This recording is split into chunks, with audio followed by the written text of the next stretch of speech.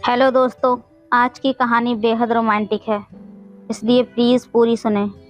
मेरा नाम पंकज है और मैं 30 साल का हूँ। मैं उत्तर प्रदेश का रहने वाला हूँ और ये कहानी मेरी और मेरी सासू माँ की है, जो कि सच्ची घटना पर आधारित है। ये बात 2020 की है।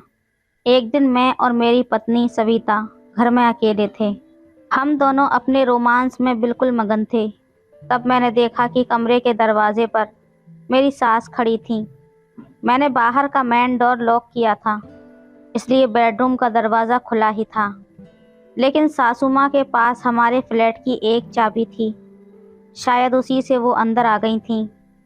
मैं सासू माँ को देखकर एकदम से रुक गया, पर वो मुझे कैरी ऑन का इशारा करके चली गईं।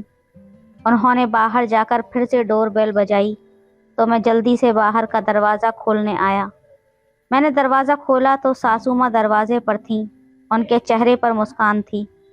मैं अपनी पत्नी को आवाज़ देते हुए बोला, सविता, मम्मी जी आई हैं। तब सविता बोली, आ रही हूँ, रुको। 5 मिनट के बाद वो कपड़े पहनकर बाहर आ गई। उसके आते ही दोनों माँ बेटी गले मिली। उस वक्त दोपहर के 2 बजे थे। सविता बोली, मम्मी जी, चाय बना दूँ? सासू माँ ने हामी भर दी, ठीक है बेटा। वो किचन में गई तो देखा वहाँ दूध नहीं था। मैं बाहर दूध लेने चला गया। तब सविता बोली, मैं खुद जा रही हूँ, मुझे बाहर दुकान वाली आंटी से कुछ पुराना हिसाब किताब पूरा करना है। ये कहकर सविता बाहर चली गई। मैं और सासू माँ घर पर अकेले रह गए थे। अब मैं उनसे नज़रें नहीं मिला पा रहा था। तभी वो बोली, सॉरी दामाद जी, मुझे अचानक ऐसे नहीं आना चाहिए था। मैं बोला, कोई बात नहीं मम्मी जी, आपका ही तो घर है। वो मंद मंद मुस्कुराती हुई बोली, शर्माओ मत ज़्यादा, मैं सविता से कुछ नहीं कहूँगी। हम दोनों शांत बैठे रहे। तब सविता आ गई और चाय बनाकर ले आई। सविता ने सासू माँ से पूछा, मम्मी आज अचानक कैसे आना हुआ? तब सासू माँ ने बताया कि वो मेरे ससुर जी की कुछ प्रॉपर्टी और बैंक के काम से आई हैं, क्योंकि हाल ही में कुछ दिनों पहले मेरे ससुर जी का स्वर्गवास हो गया था। तो ससुर जी की जो प्रॉपर्टी वगैरह थी वो सासू माँ के नाम पर करवानी थी। ये काम कल मुझे ही सासू माँ के साथ जाकर करवाना था, इसलिए सासू माँ आई थी। उस रात हमने खाना वगैरह खाया और सोने के लिए चले गए। हमारे घर में बस 2 ही कमरे थे, जिसमें एक कमरे में सासू माँ सो गईं और एक कमरे में मैं और मेरी पत्नी सविता सो गए। आज मैं और सविता ऐसे ही चुपचाप सो गए थे। अगले रोज देश भर में लॉकडाउन लग गया था। कोई कहीं नहीं जा सकता था। हमारी अपार्टमेंट में भी कोरोना के कारण सील कर दी गई थी और सासू माँ अब यहीं पर फंस गई थी। शुरू के 4-5 दिन तो जैसे तैसे कटे।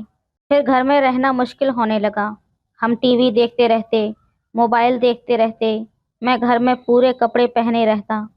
सासू माँ साड़ी और सविता ज़रूर हल्के कपड़े पहन रहती थी। अब सासू माँ के सामने मैं अपनी पत्नी सविता के साथ कंफर्टेबल फील नहीं कर पा रहा था। मुझे बहुत अजीब सा लगता था। एक दिन सासू माँ जब बाथरूम में थीं, तब मैंने सविता को पीछे से जाकर गले लगा लिया। वो छटपटा उठी और बोली, पागल हो गई हो क्या? मम्मी हैं अभी यहाँ पर। मैं मुंह बनाकर वापस आ गया और सविता से नाराज़ हो गया। पहले मैं थोड़ी देर बालकनी में बैठा रहा, फिर अंदर अपने कमरे में आ गया। थोड़ी देर बाद मैं ऊपर छत पर गया, फिर भी मेरा मन नहीं लग रहा था। सविता समझ गई थी कि मैं नाराज़ हूँ, पर वो भी क्या कर सकती थी। अगले दिन सुबह 10 बजे मैं नहाकर आया तो मुझे अपना एक लोवर नहीं मिल रहा था। तब मैंने सविता को खूब आवाज़ें लगाईं, लेकिन वो नहीं आई। तब मैं तौलिया लपेट कर बाहर आया और सासू माँ के सामने ही सविता को गोद में उठाकर अपने बेडरूम में ले गया। सविता चिल्लाती रह गई, ये क्या बदतमीज़ी है, ये क्या कर रहे हो? पागल हो गए हो क्या? मम्मी देख रही है। लेकिन मैंने उसकी एक ना सुनी। बेडरूम में ले जाकर मैंने उससे कहा, तुम बहरी हो गई हो क्या? तुम्हें सुनाई नहीं देता? मैं कब से आवाज़ें दे रहा हूँ, मेरा लोवर नहीं मिल रहा है। फिर उसने मुझे सॉरी बोला और अलमारी से मेरा लोवर निकाल कर मुझे दिया। कुछ देर बाद हम दोनों साथ में बाहर निकले तो उस समय सासू माँ कुछ बेचैन सी टीवी देख रही थीं।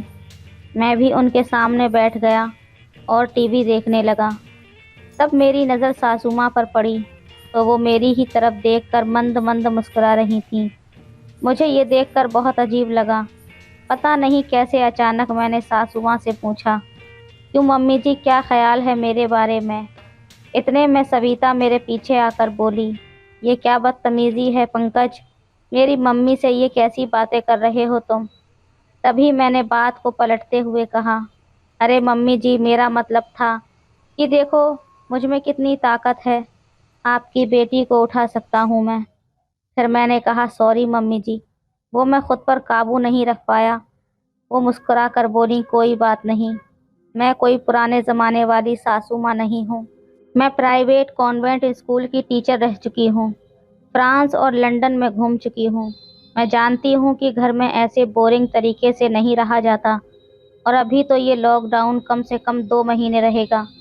मैंने आज गौर से सासू माँ को देखा। सामान्य से लंबा कद, गोरा रंग, सुंदर चेहरा, हमेशा मुस्कुराती रहती थीं और स्टाइलिश साड़ी पहनती थीं।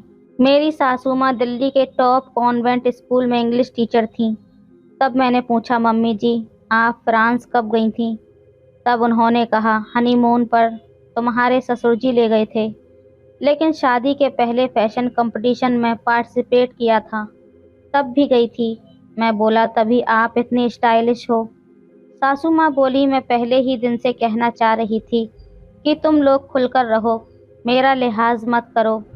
2 महीने से ज़्यादा समय तक हम फ्लैट से नहीं निकल पाएंगे, तो हमें खुलकर रहना ही पड़ेगा।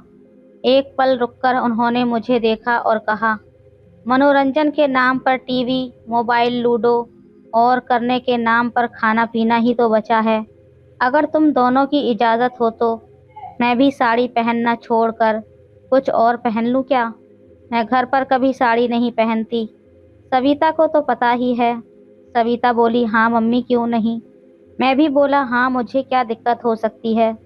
वो अंदर गईं, फिर जब थोड़ी देर बाद वापस बाहर आईं तो मेरी तो आंखें फटी की फटी रह गईं, क्योंकि सासू माँ एक मिनी स्कर्ट पहनकर आई थीं, जो कि सिर्फ घुटनों तक ही था।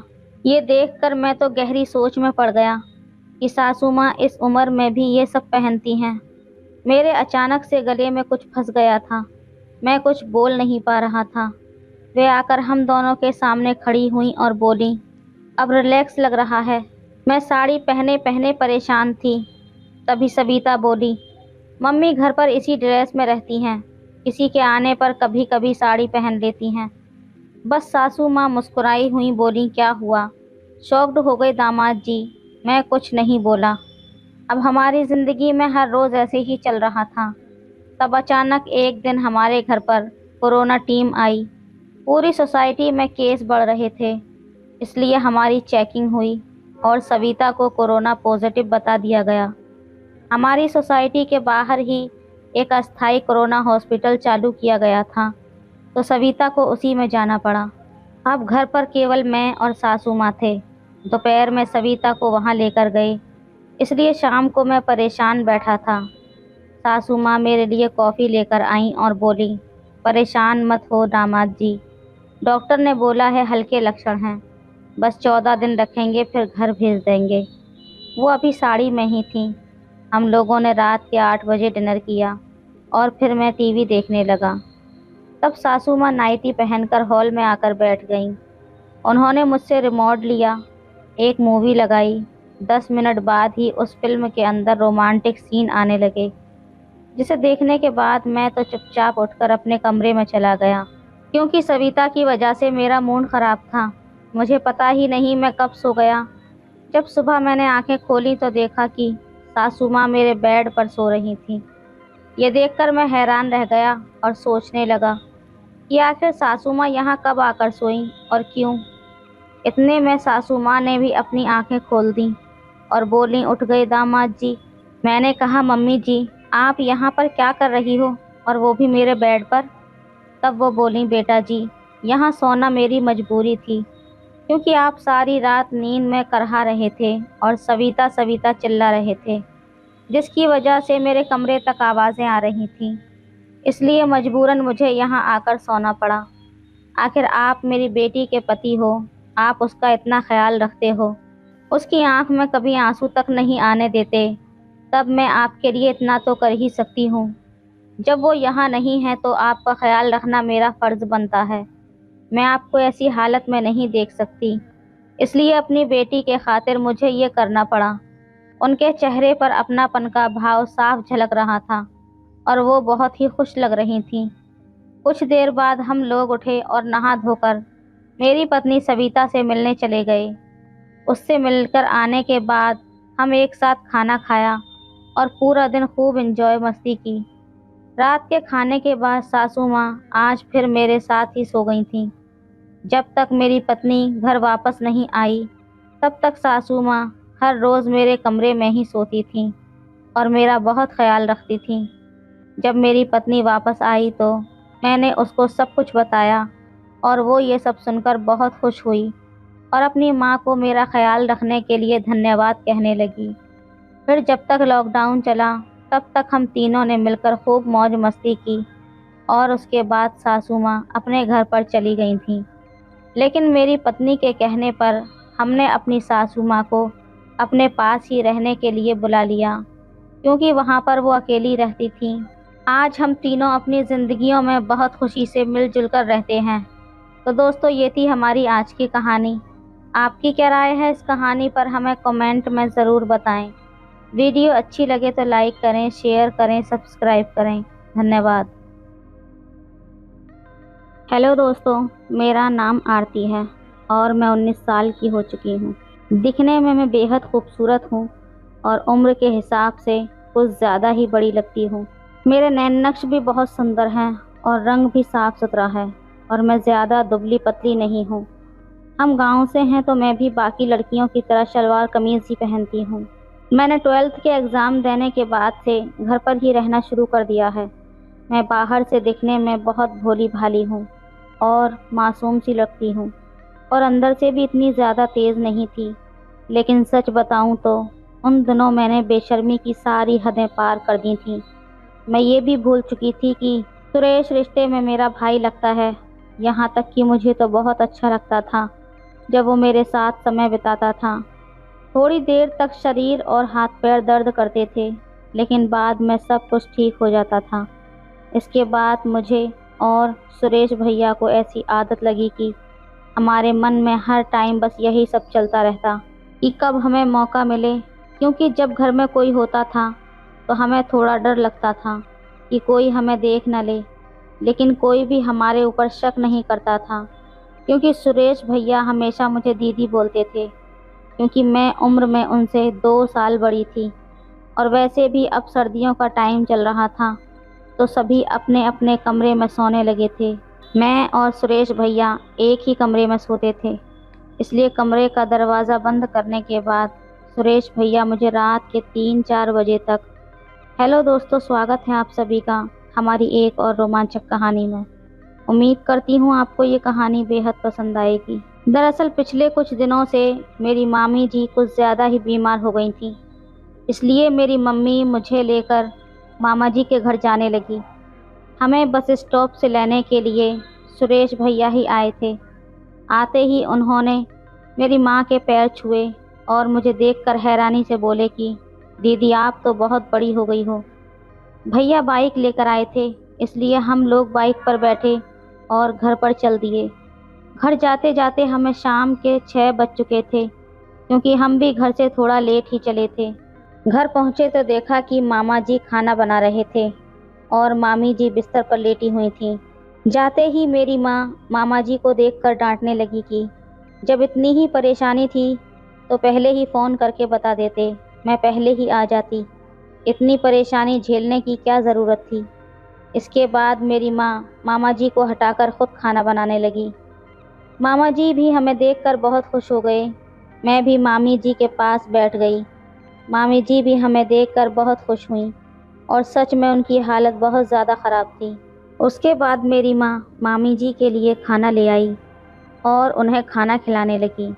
तभी सुरेश भैया ने मुझे आवाज़ दी। जब मैं उनके कमरे में गई तो वो भी खाना खा रहे थे। मेरे जाते ही वो बोले कि आ जाओ दीदी, खाना खा लो। तब मैंने भैया को बोला कि नहीं भैया, आप खा लो, मैं बाद में खाऊंगी। लेकिन भैया ने मुझे बैठा ही लिया और मुझे भी भूख लगी थी, तो मैंने भी ज़्यादा मना नहीं किया। खाना खाकर हम दोनों को बहुत मज़ा आया, क्योंकि आते वक्त हम चिकन लेकर आए थे। उसके बाद मैं माँ के पास सोने जाने लगी तो सुरेश भैया बोले कि दीदी, अगर आप बुरा ना मानो तो मेरे पास ही सो जाओ ना। तब मैंने कहा कि नहीं भैया, मैं माँ के पास ही सोऊंगी। तब भैया बोले कि प्लीज़ दीदी सो जाइए ना, कल तो वैसे भी आप चली जाएंगी। फिर मैंने भी ज़्यादा नखरे नहीं किए और भैया को बोला कि अच्छा ठीक है, मैं सो तो जाऊंगी, पर आप माँ को बोल दीजिए। मेरी हाँ सुनते ही भैया बहुत खुश हुए और माँ को बोल दिए कि आज दीदी मेरे पास सो रही है। जब तक भैया माँ को बोलकर आए, तब तक मैंने शलवार कमीज़ बदलकर भैया का ही लोअर टी शर्ट पहन लिया, क्योंकि शलवार कमीज़ कुछ ज़्यादा ही फिटिंग के थे। और मुझे लोअर टी शर्ट में देखकर भैया हंसने लगे और बोले कि दीदी, आप तो इनमें कमाल लग रही हैं। इसके बाद मैं रज़ाई ओढ़कर बेड पर बैठ गई और भैया चारपाई पर अपना बिस्तर लगाने लगे। तब मैंने भैया को बोला कि भैया, आप बेड पर ही सो जाइए ना, बहुत सारी जगह पड़ी है। इसके बाद भैया भी रज़ाई में आकर बैठ गए। सुरेश भैया भी थोड़े से हंसमुख और शरारती थे, इसलिए वो मुझे बहुत हंसा रहे थे। हमें आपस में बातें करते करते रात के 12 बज गए थे और मुझे कब नींद आ गई पता ही नहीं चला। सुबह जब मैं उठी तो मैंने देखा कि भैया मेरी जुल्फ़ों के साथ खेल रहे थे। उठते ही उन्होंने मुझे गुड मॉर्निंग बोला और कहा, दीदी नींद कैसी आई आपको? तब मैंने बोला कि बहुत अच्छी आई भैया। इसके बाद हम रज़ाई में ही बैठे थे कि माँ हमारे लिए चाय लेकर आ गई। सुबह सुबह ठंड थोड़ी ज़्यादा ही थी, तो हम रज़ाई में बैठकर ही चाय पीने लगे। सुरेश भैया ने भी 12वीं क्लास पास कर ली थी, इसलिए वो भी अब घर पर ही रहते थे। मैं चाय पी रही थी, तब सुरेश भैया मेरी तरफ ही देख रहे थे। जब मैंने उनसे पूछा कि ऐसा क्या देख रहे हो, तब वो बोले कि दीदी, आपकी आंखें बहुत ही बड़ी हैं, सच कहूँ तो बहुत बहुत सुंदर लगती हैं। फिर मैंने मजाक में उनसे पूछा कि सुबह मैं उठी तो तुम क्या कर रहे थे? तब भैया ने बहाना बना लिया कि कुछ नहीं दीदी, वो बस आपके बालों को सुलझा रहा था। सुरेश भैया भी दिखने में बेहद खूबसूरत थे और उनके अभी दाढ़ी मूछें भी ठीक से नहीं आई थीं। उनका चेहरा बिल्कुल साफ था और हाइट मेरे से थोड़ी सी कम थी। इसी कारण जब भैया ऐसी हरकतें करते तो मुझे थोड़ा सा शक होता कि कहीं उनके दिमाग में कुछ उल्टा सीधा ना चलता हो।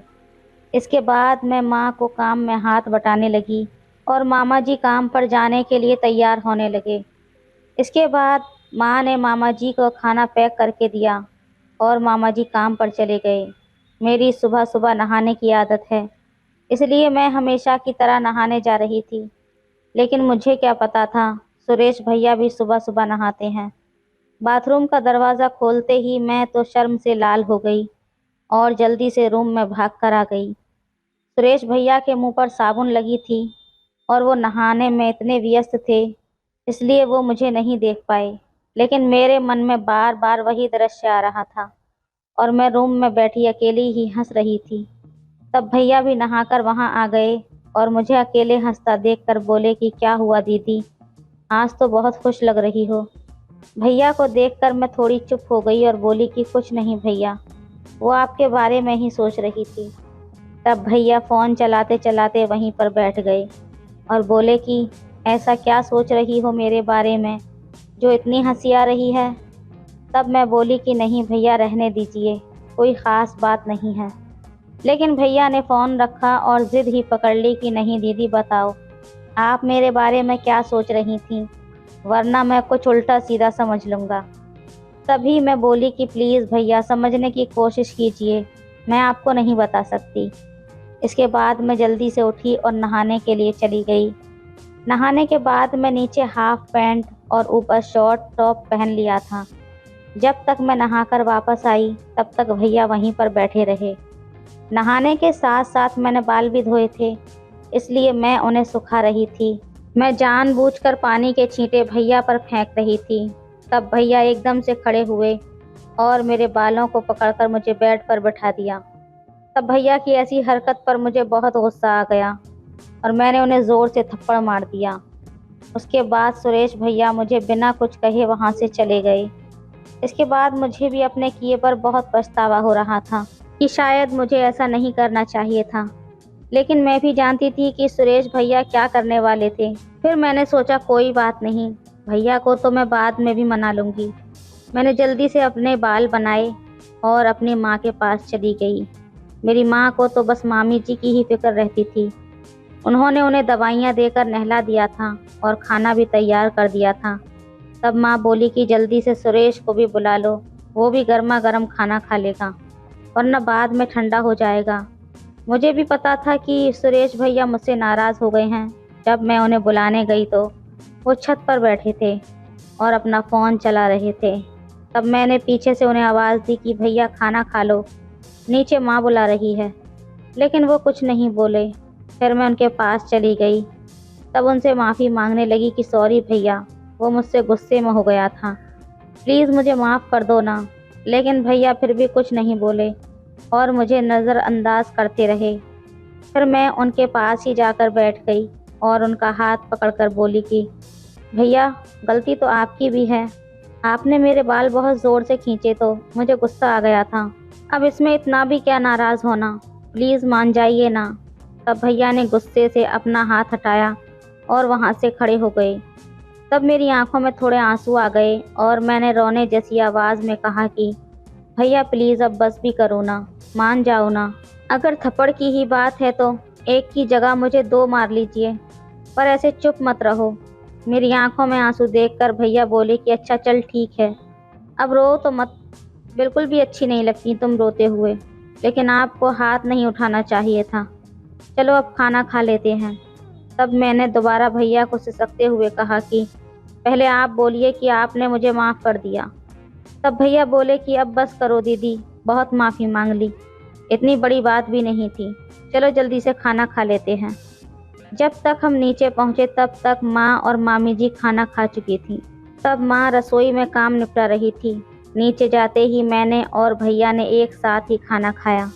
खाना खाकर मैं थोड़ी देर मामी जी के पास बैठकर बातें करने लगी और उनकी तबीयत के बारे में पूछने लगी। तब तक माँ काम समेट कर आ चुकी थी और आते ही वो बोली कि मैं और तुम्हारी मामी पड़ोस वाली आंटी के पास मिलकर आते हैं, साथ में थोड़ी घुमाई फिराई भी हो जाएगी, तब तक तुम घर पर ही रहना।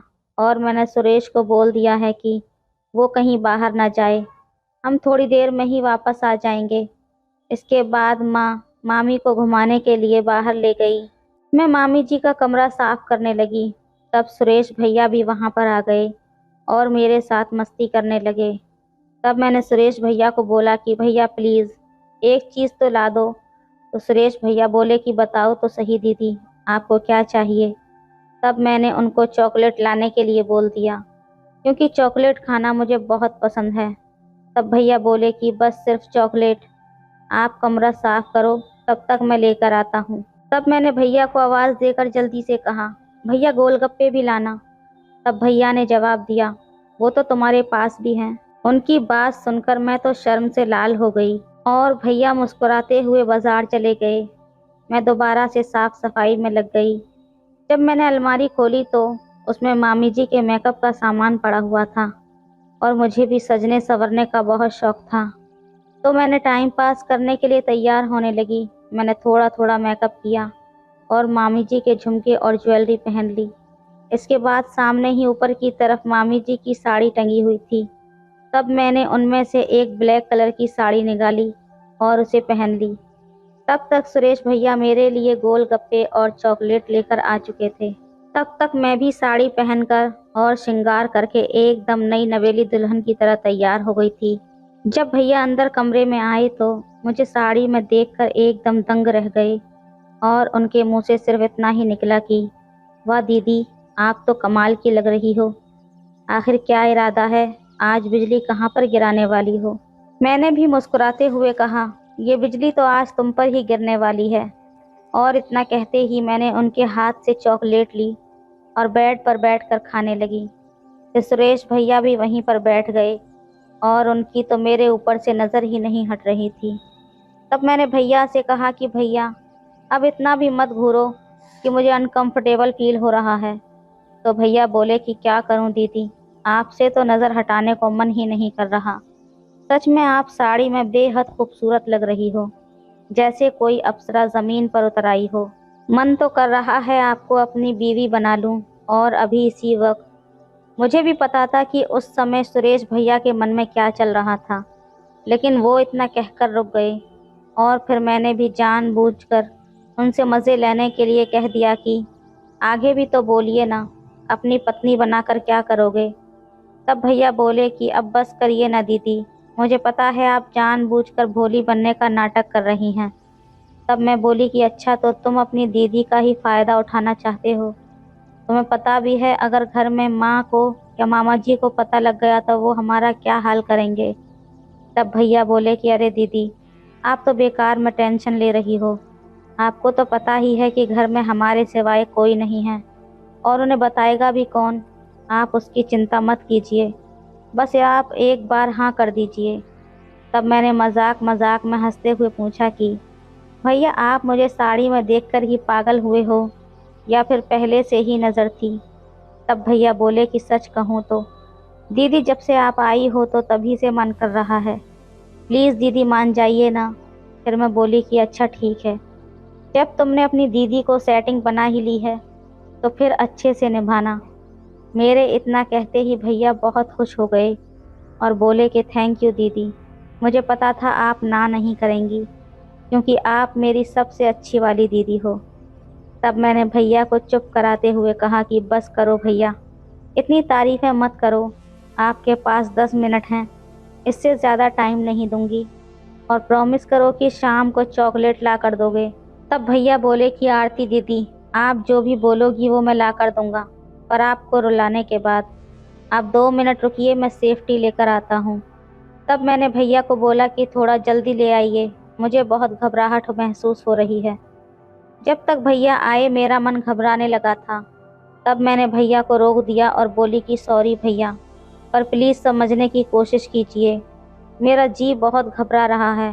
हम शाम को सोते टाइम देख लेंगे। लेकिन भैया कहाँ मानने वाले थे। तब वो मुझे समझाने लगे कि दीदी आप इतना मत घबराएं, कुछ नहीं होगा। अगर आपको ज़्यादा ही अनकंफर्टेबल फील हो रहा है तो आप अपनी आंखें बंद कर लीजिए। फिर मैंने अपनी आंखें बंद कर लीं, और सुरेश भैया जैसे ही बेड पर आए तभी घर का दरवाज़ा बज गया, और थोड़ी ही देर में माँ की आवाज़ सुनाई दी। आवाज़ सुनते ही मैं जल्दी से बेड से खड़ी हो गई, क्योंकि मैंने साड़ी पहनकर बहुत ज़्यादा मेकअप किया हुआ था, और ऊपर से हम मामी जी के कमरे में थे। भैया का तो मूड ही ऑफ हो गया था। उस समय सुरेश भैया को देखकर मुझे मन ही मन बहुत हंसी आ रही थी। फिर मैंने जल्दी से भैया को कमरे से बाहर निकाला और कपड़े चेंज किए। फिर मैं दोबारा कमरे में सफाई करने लगी। माँ ने भी मामी जी को बरामदे में बैठाया और सीधा ही रसोई में चाय बनाने चली गईं। इतने में मैंने भी घर की झाड़ू लगा दी थी, और फिर हम चाय पीने बैठ गए। चाय पीने के बाद माँ काम करने लगी और मामी जी वहीं बरामदे में ही लेट गईं। मैं भी टाइम पास करने के लिए माँ का काम में हाथ बटाने लगी। फिर कुछ देर बाद मुझे सुरेश भैया दिखाई नहीं दिए। जब मैंने उन्हें ढूंढा तो वो बाथरूम से निकलकर हाथ धो रहे थे। मैं समझ गई थी कि सुरेश भैया हल्के होकर आए हैं। सुरेश भैया का चेहरा अभी भी लटका हुआ था, और उन्हें देखकर तो मेरी हंसी निकल गई। और हंसते हंसते मैंने कहा कि क्या हुआ भैया, आपसे तो बिल्कुल भी कंट्रोल नहीं होता। तब सुरेश भैया बोले कि मेरी जगह आप होती तो आपसे भी नहीं होता। आप लड़की हो ना, इसलिए इतनी बातें बना रही हो। तभी हंसते हुए मैंने भैया से कहा कि कोई बात नहीं भैया, बस थोड़ा इंतज़ार और कीजिए, फिर रात में डिस्टर्ब करने वाला कोई नहीं होगा। तब भैया बोले कि दीदी, रात का ही तो इंतज़ार करना मुश्किल हो रहा है। एक एक मिनट मुझे 1 घंटे के बराबर लग रही है। इतने में ही माँ ने मुझे आवाज़ लगा दी और बोली कि अगर दोनों भाई बहनों की बातें ख़त्म हो गई हों तो मुझे काम में थोड़ा हाथ बटा दो। इसके बाद मैंने जाते हुए भैया को भी छेड़ दिया कि भैया, अपना प्रॉमिस याद रखना, अगर मुझे चॉकलेट नहीं मिली तो आपको भी कुछ नहीं मिलने वाला। और फिर मैं रसोई में चली गई। तब तक मामा जी भी आ चुके थे और मैंने उन्हें खाना भी परोस दिया। मामा जी काम पर से थके हुए आए थे, इसलिए हमारे साथ थोड़ी देर ही बैठते हैं और फिर जल्दी ही सो जाते हैं। मेरी माँ भी मामी जी को खाना खिलाने लगी और उन्हें दवाई देने लगी। तब तक मैंने भी खाना खाया और मैं टाइम पास करने के लिए माँ का फ़ोन चला रही थी। सर्दियों का मौसम होने के कारण हम जल्दी ही बिस्तर में बैठ जाते थे, इसलिए मामी जी तो दवाई लेकर आराम करने लगी थीं और मेरी माँ भी वहीं रज़ाई में बैठी थी और मैं भी मामी जी के कमरे में ही थी। मैं फ़ोन में मगन थी, इसलिए मुझे तो नहीं पता चला कि भैया ने कब खाना खा लिया और वो अपने कमरे में मेरा इंतज़ार कर रहे थे, क्योंकि मैं रोज़ की तरह सीरियल देख रही थी। जब बहुत देर हो गई और मैं नहीं गई तो तब सुरेश भैया ही मुझे बुलाने आ गए। कमरे में आते ही भैया ने कहा कि दीदी आ जाओ, मैं कब से आपका वेट कर रहा हूँ। तब माँ बोली कि कोई बात नहीं बेटा, अगर तुम अकेले सोना चाहते हो तो सो जाओ, आरती मेरे साथ ही सो जाएगी।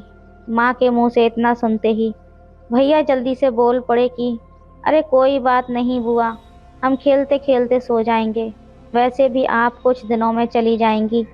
इसके बाद मैंने भी माँ को बोल दिया कि नहीं माँ, मैं भैया के पास ही सो जाऊंगी। उसके बाद माँ ने बोला कि अच्छा ठीक है, जैसी तुम्हारी मर्जी, और हम लोग कमरे में आ गए। कमरे में आते ही भैया ने जल्दी से दरवाज़ा बंद कर दिया। मुझे पता था कि भैया अब 2 मिनट भी नहीं रुकेंगे, लेकिन अभी माँ और मामी जी सब जाग रहे थे, इसलिए मैंने भैया को बोला कि भैया एक बार सभी को सो जाने दो, अगर किसी ने हमारी आवाज़ सुन ली तो हम लोग फंस जाएंगे। तब भैया बोले कि बस करो दीदी, अब मैं आपकी एक भी नहीं सुनूंगा, आप जल्दी से अपने बाल बांध लो।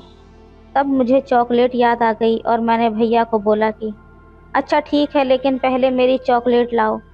इसके बाद भैया ने जल्दी से पॉकेट में हाथ डाला और मुझे बहुत सारी चॉकलेट दी। चॉकलेट लेते ही मैं तो उन्हें खाने बैठ गई और भैया अपने ऊपर परफ्यूम छिड़कने लगे। शुरुआत में मैं भैया को बहुत ज़्यादा सताने लगी और नखरे दिखाने लगी, जिससे हमारी झूठ मूठ की लड़ाई हो गई। लेकिन इतने में ही माँ ने आवाज़ लगा दी कि आरती अब बहुत खेल लिए, सो जाओ, क्योंकि बेड की आवाज़ उनके कमरे तक जा रही थी। इसलिए भैया ने बिस्तर नीचे फर्श पर ही लगा दिया। उसके बाद भैया ने सुबह के 5 बजे तक सोने नहीं दिया। सुबह हमारी आंख बहुत लेट खुली थी और माँ दरवाज़ा खटखटा रही थी। हम अभी भी नीचे ही सोए हुए थे, इसलिए सबसे पहले भैया उठे और उन्होंने रज़ाई बेड पर पटकी और मुझे भी बेड पर बिठा दिया और फिर दरवाज़ा खोलने गए। माँ हमारे लिए चाय लेकर आई थी और उन्होंने मुझे देखते ही बोल दिया कि मैंने बोला था ना आरती, टाइम से उठ जाना, अब देखो तुम्हारी आंख अब लाल पड़ रही हैं।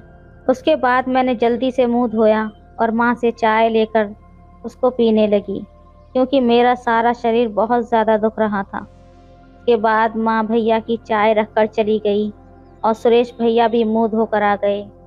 सुरेश भैया के आते ही मैंने गुस्से से उन्हें बोला कि भैया, मैंने आपको कहा था ना कि बस थोड़ी देर ही, और आपने तो मेरी एक न सुनी।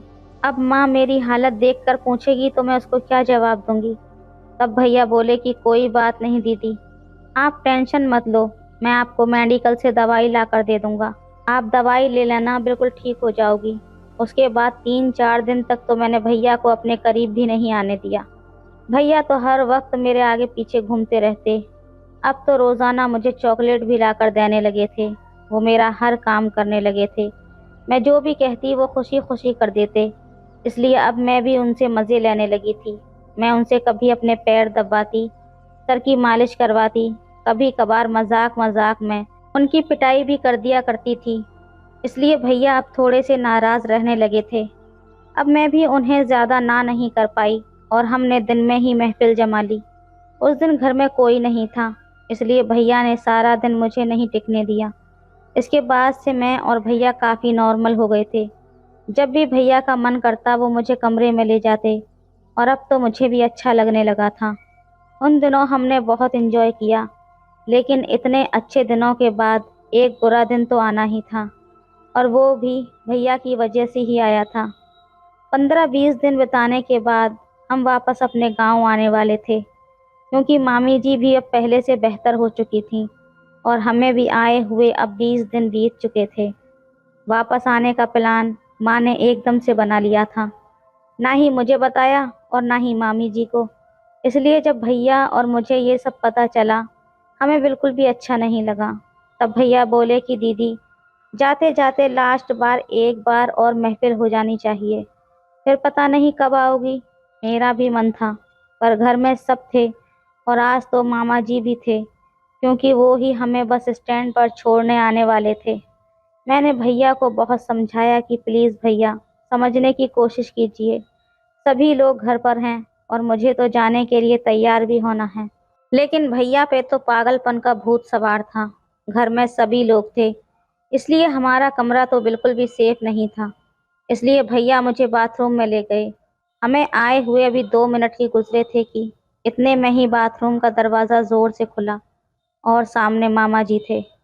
मामा जी को देखकर तो मैं एकदम से कांपने लगी और जल्दी से वहां से भागकर अपने कमरे में आ गई। लेकिन मामा जी ने सुरेश भैया को बहुत पीटा। शायद जल्दबाजी में हम दरवाज़ा बंद करना भूल गए थे।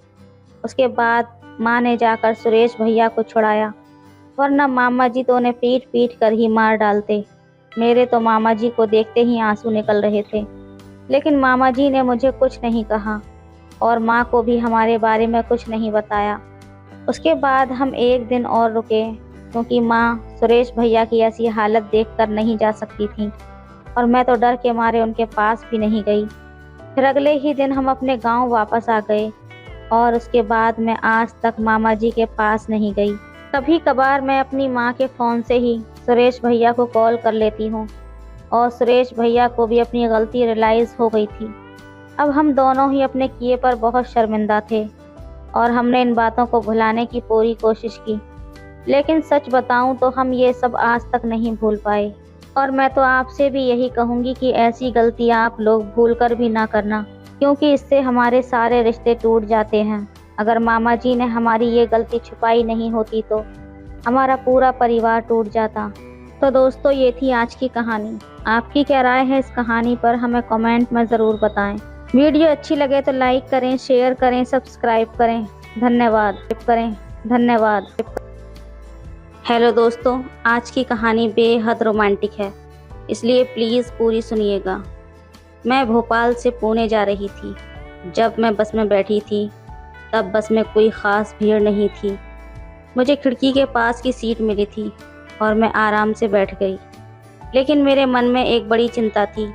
मेरे पति कुछ साल पहले भोपाल से ट्रांसफ़र होने के बाद वहाँ रहने लगे थे। जब वे पहली बार सामान लेकर भोपाल गया तब मैंने उसके साथ जाने के लिए कहा था, लेकिन उसने मुझे समझाया कि अनीता, चिंता मत करो, कुछ महीनों में मैं वहाँ सेटल हो जाऊँगा, फिर तुम्हें ले जाऊँगा। लेकिन वो मुझे कभी नहीं लेने के लिए आया। मैंने कई बार उसे समझाने की कोशिश की कि मैं यहाँ अकेली नहीं रह सकती, हम पति पत्नी हैं, अलग रहना ठीक नहीं है, लेकिन वो मेरी बात सुनने को तैयार नहीं था। उसके भोपाल जाने के बाद उसका व्यवहार धीरे धीरे बदलने लगा। शुरू में वो मुझे हफ्ते में एक बार फ़ोन करता था, फिर महीने में एक बार, और अब तो वो 6-6 महीने में फ़ोन करने लगा था। फिर मुझे एक रिश्तेदार से एक चौंकाने वाली खबर मिली। भोपाल में मेरे पति ने दूसरी महिला से शादी कर ली है और वो उसी के साथ रह रहा है। ये सुनकर मुझे बहुत बुरा लगा और बहुत ज़्यादा गुस्सा भी आया। इसलिए मैंने सच जानने के लिए भोपाल जाने का फ़ैसला किया। भोपाल पहुंचने के बाद मैंने चुपके से पूछताछ की और जो कुछ भी मैंने सुना था वो सब कुछ सच निकला। मेरा पति वास्तव में एक दूसरी महिला के साथ रह रहा था और उनका एक बच्चा भी हो गया था। ये सब मैंने दूर से ही देखा था। उससे मिलने या बात करने की मेरी बिल्कुल भी इच्छा नहीं हुई, क्योंकि मुझे लगा कि उससे मिलकर कुछ नहीं होगा।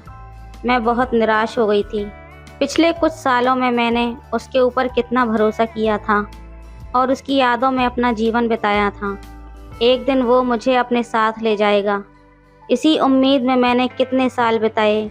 लेकिन मुझे जो धोखा दिया उसने, ये देखकर मेरा दिल बड़ा आघात हुआ था। मैं अपनी सीट पर अकेली बैठी हुई थी। मेरी सीट 2 लोगों के लिए थी, लेकिन बस में काफ़ी जगह होने के कारण कुछ समय के लिए मेरी सीट खाली रही। अगले एक स्टेशन पर बस रुकी और कुछ लोग चढ़ गए। उनमें से एक पुरुष मेरे पास आकर बैठ गया। बस में बैठे बैठे काफ़ी समय बीत चुका था और मुझे थकान महसूस होने लगी थी। दोपहर के 3 बज चुके होंगे और मुझे प्यास भी लग रही थी। इसलिए मैंने अपने बैग से पानी की बोतल निकाली, लेकिन बोतल में पानी तो ख़त्म हो चुका था। मैं बोतल को वापस रख रही थी, तभी मेरे पास बैठे उस आदमी ने देखा कि मुझे पानी चाहिए, लेकिन मेरी बोतल का पानी ख़त्म हो गया था। वो बोला, मैडम आपको पानी चाहिए? मैंने कुछ नहीं कहा, लेकिन उसने अपने बैग से एक पानी की बोतल निकालकर मेरे हाथ में थमा दी। मैंने थोड़े घूंट पानी पिया और वो बोतल उसे वापस कर दी। मैंने उसे धन्यवाद किया। अब शाम के करीब 5 बजे होंगे। बस तेज़ी से आगे बढ़ रही थी। मैंने उससे पूछा, आप कहाँ जा रहे हैं? उसने बताया, मैं भी पुणे जा रहा हूँ। अच्छा, मैं भी पुणे ही जा रही हूँ। ये सुनकर उसे थोड़ा आश्चर्य हुआ और उसके चेहरे पर हल्की मुस्कान भी आ गई। उसने बताया कि वो भोपाल में काम करता है और इंजीनियर है। सर्दियों के दिन थे और जैसे जैसे शाम बढ़ रही थी, वातावरण में काफ़ी ठंड बढ़ रही थी। मैंने अपनी खिड़की की कांच बंद कर दी, लेकिन कुछ यात्रियों ने खिड़कियां खुली रखी थीं, जिसकी वजह से ठंडी हवा बस के अंदर आ रही थी। मुझे बहुत ज़्यादा ठंड लगने लगी। मैंने स्वेटर तो पहन रखा था, लेकिन जल्दी जल्दी मैं शॉल लाना भूल गई थी, जिसका मुझे बहुत अफसोस था। अब रात के 10 बज चुके थे और ठंड बहुत ज़्यादा बढ़ गई थी। बस के अंदर की लाइट भी बंद हो गई। मैं ठंड से कांप रही थी। मेरे पास बैठे आदमी ने अपनी बैग से एक शॉल निकालकर पहनी थी। मुझे देखकर उसे समझ आ गया होगा कि मुझे ठंड लग रही है, लेकिन उसने कुछ नहीं कहा। मैं खुद पर ही नाराज़ हो रही थी कि इतने लंबे सफ़र पर जा रही हूँ और शॉल लेना ही भूल गई। रात लगभग 11 बजे बस एक ढाबे पर रुकी। मैंने तय किया कि गर्मा गर्म चाय पीकर थोड़ी गर्मी प्राप्त करूँगी। चाय लेते वक्त वो आदमी भी नीचे उतरा। उसने मेरी ओर देखा और मैंने उसके पास जाकर थोड़ा मुस्कुराते हुए कहा, आप भी चाय लीजिए। उसने कहा, ठीक है। तो मैंने उसके लिए भी चाय मंगवाई। हम दोनों ने साथ में चाय पी और थोड़ी बातचीत भी हो गई। चाय पीने के बाद फिर से बस में बैठ गए। गाड़ी चलने लगी, लेकिन अब रात के 12 बज चुके थे और ठंड और भी ज़्यादा बढ़ गई थी। मुझे फिर से पहले की तरह ठंड लगने लगी। उस आदमी ने कहा, मैडम अगर आपको कोई एतराज़ ना हो तो मैं अपनी शॉल आपको दे सकता हूँ। उसने अपनी शॉल उतार कर मेरी तरफ बढ़ाई। मैंने उसे लेने से मना कर दिया, क्योंकि उसे भी ठंड लग रही थी। मुझे लगा कि उसके लिए ये सही नहीं होगा, लेकिन वो बहुत आग्रह करने लगा। मैंने कहा, आप मुझे शॉल दे रहे हैं, लेकिन आपको भी तो ठंड लग रही होगी ना। वो हंसते हुए बोला, कोई बात नहीं, मैं एडजस्ट कर लूँगा। फिर मैंने कहा, नहीं, आप खुद को परेशान मत कीजिए। थोड़ी देर तक तो मैं वहीं ठंड से कांपती रही। तब उसने कहा, मैडम अगर आपको कोई दिक्कत नहीं है तो हम दोनों मिलकर इस शॉल को आधा आधा ओढ़ सकते हैं। इससे हम दोनों थोड़ा सा ठंड से बच सकेंगे। मैंने थोड़ी देर सोचा और कहा, ठीक है, क्योंकि अब ठंड सहन करना मेरे लिए भी मुश्किल हो रहा था। उसने अपनी शॉल आधी उतारी और मुझे दे दी। वो मुझे थोड़ा पास हो गया और मैं भी थोड़े उसके करीब हो गई। हम दोनों ने शॉल को आधा आधा ओढ़ लिया और यात्रा फिर से शुरू हो गई। अब रात का 1 बज गया था। कुछ घंटों में हम पूना पहुंचने वाले थे। शॉल की वजह से मेरी ठंड कुछ कम हो गई थी, लेकिन हम इतने पास थे कि उसके शरीर की गर्माहट से मुझे काफ़ी राहत मिल रही थी। थोड़ी देर बैठे रहने पर वो थोड़ा सा असहज हुआ और बोला, मैडम मेरा हाथ थोड़ा जाम हो गया है, क्या मैं आपके कंधे पर हाथ रख सकता हूँ, अगर आपको कोई परेशानी ना हो तो। मैंने कहा, ठीक है, कोई बात नहीं। उसने अपना बायां हाथ मेरे कंधे पर रखा, जिससे हम और भी ज़्यादा करीब हो गए। मैंने उसे धन्यवाद किया और कहा, अच्छा हुआ कि आपने मुझे शॉल दे दी, नहीं तो इस ठंड में मुझे बहुत ज़्यादा दिक्कत हो जाती। वो मुस्कुराते हुए बोला, ऐसा कुछ नहीं है, एक दूसरे की मदद करना हमारा कर्तव्य है और मुझे मदद करना हमेशा पसंद है।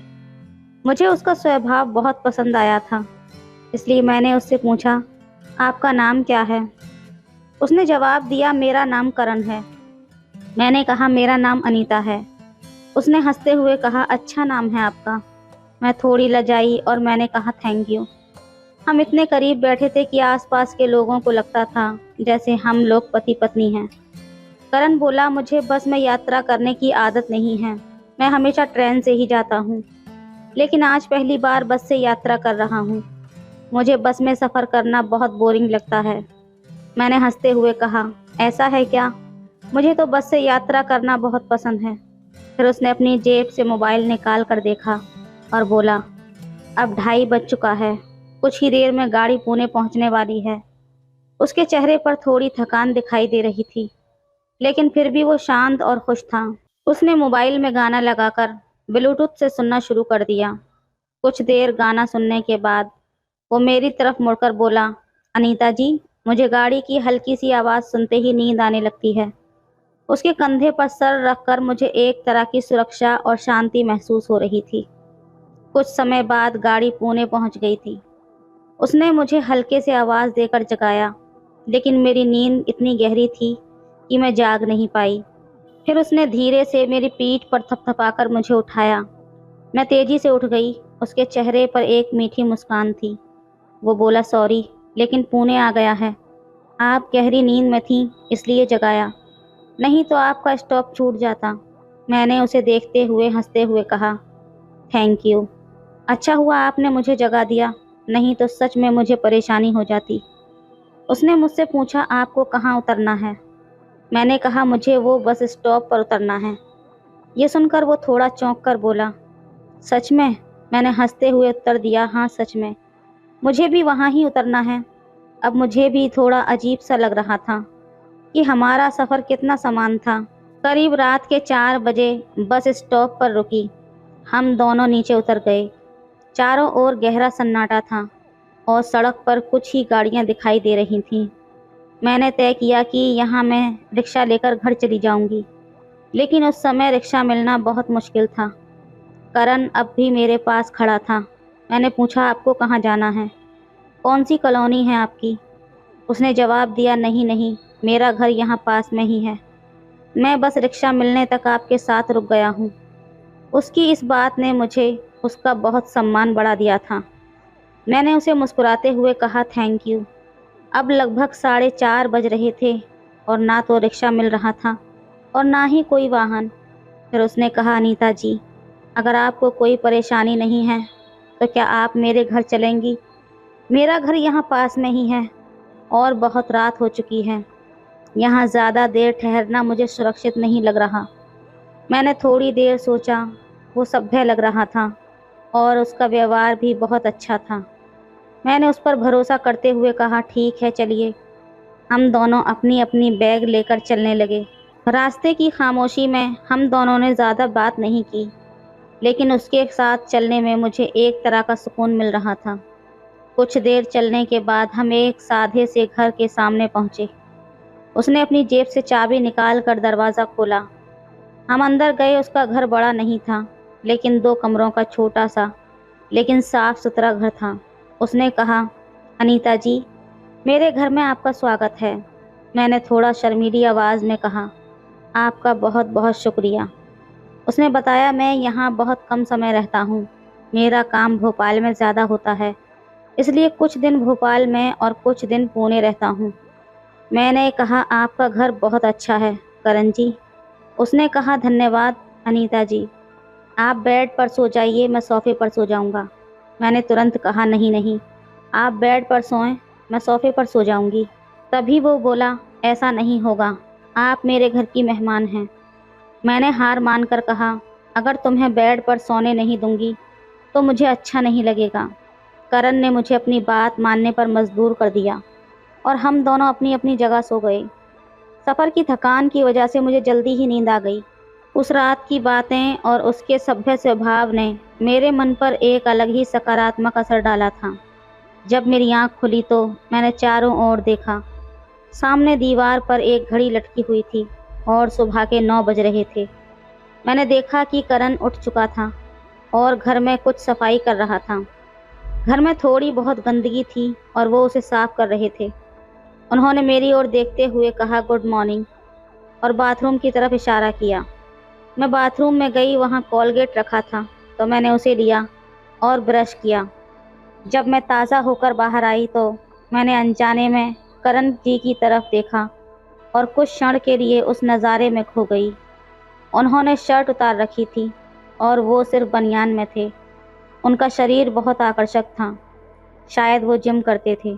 मैं उनकी मोहक काया देखकर कुछ क्षण के लिए उनके लिए देखती रह गई। उन्होंने मेरी नज़र पकड़ ली और मुस्कुराते हुए पूछा, अनीता तुम चाय पियोगी या कॉफ़ी? मैंने कहा मैं चाय लूँगी। उन्होंने तुरंत एक मस्त चाय बनाई और सच में वो चाय बहुत अच्छी बनी थी। मैंने कहा चाय बहुत ही अच्छी है। फिर मैंने कहा अब मुझे जाना होगा।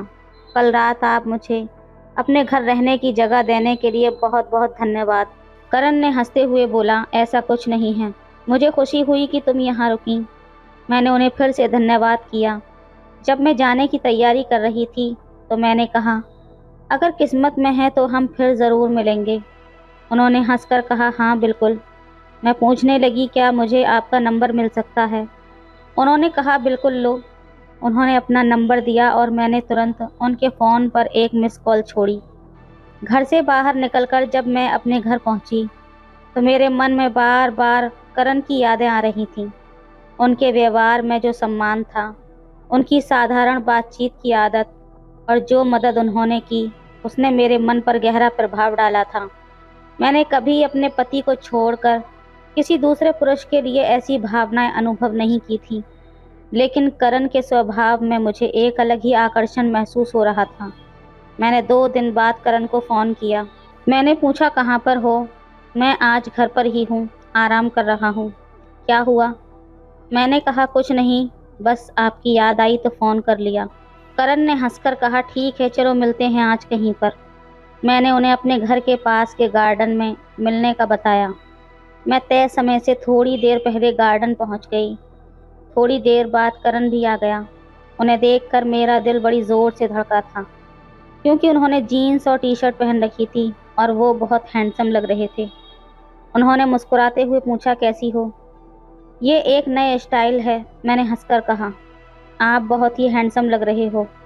फिर हम गार्डन में कुछ समय बातें करते रहे। उन्होंने पूछा, अनीता जी, क्या आप अकेली ही रहती हैं? मैंने कहा, हाँ, मैं अकेली ही रहती हूँ। मेरे पति भोपाल में रहते हैं, लेकिन उन्होंने मुझे बहुत बड़ा धोखा दिया है। मैंने उन्हें अपने जीवन की सारी सच्चाई बताई। उन्होंने मेरी कहानी को चुपचाप सुना और उनके चेहरे पर भी दुख और संवेदना साफ झलक रही थी।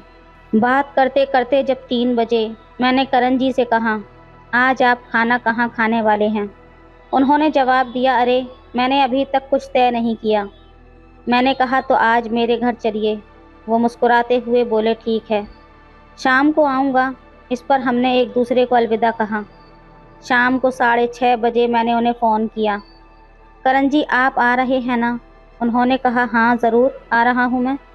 ठीक 7 बजे करण जी मेरे घर आए। मैंने उनका स्वागत किया और बताया कि मैंने पहले से खाना बना लिया है। फिर हम दोनों ने एक साथ खाना खाया। उस दिन मैंने एक रेड कलर की साड़ी पहनी थी जो थोड़ी पारदर्शी थी और उसके साथ स्लीवलेस ब्लाउज़ पहना था। खाना खाने के बाद हम सोफे पर बैठकर बातें करने लगे। अचानक करण जी बोले, आप इस साड़ी में बेहद सुंदर लग रही हैं। उनकी इस तारीफ़ पर मैं हंस पड़ी और बोली, अच्छा सच में? फिर बातचीत के दौरान मैंने अपना फ़ोन निकाला और उनसे कहा, करण जी, मुझे मोबाइल के कुछ काम नहीं पता। मेरे फ़ोन में एक ऐप आ गया है, लेकिन वो डिलीट नहीं हो रहा है। उन्होंने कहा, लाओ मुझे दो, मैं ठीक कर देता हूँ। वो मेरे पास आकर बैठे और मेरे फ़ोन को कुछ सेकंड में ठीक कर दिया। मैं इस पर बहुत हैरान थी। हम एक दूसरे के बहुत करीब बैठे थे। करण जी ने कहा, अनीता, उस दिन जब तुम मेरे साथ यात्रा कर रही थीं, मुझे बहुत अच्छा लगा। मैंने कहा, हाँ, वो रात मेरे लिए भी यादगार थी। हमारी नज़रें मिलीं और उन्होंने धीरे से अपना हाथ मेरे हाथ पर रख दिया। वो मेरे आंखों में देखने लगे और मेरे चेहरे के बहुत करीब आ गए। करण ने हल्के से अपना चेहरा आगे बढ़ाया और हम दोनों उस पल में खो गए थे।